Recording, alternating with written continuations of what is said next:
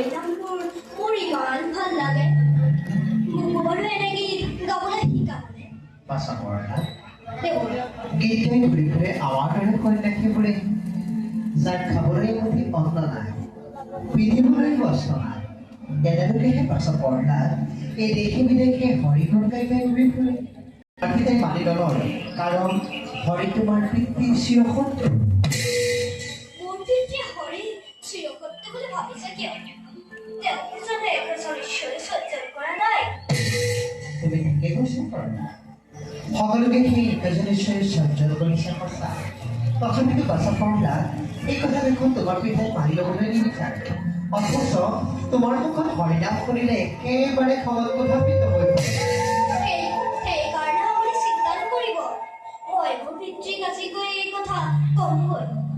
তেওঁ নিশ্চয় মোৰ কথা শুনিব, কাৰণ তেওঁ মোক বৰ মৰম কৰে। তুমি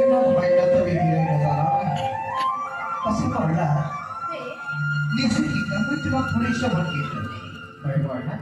মই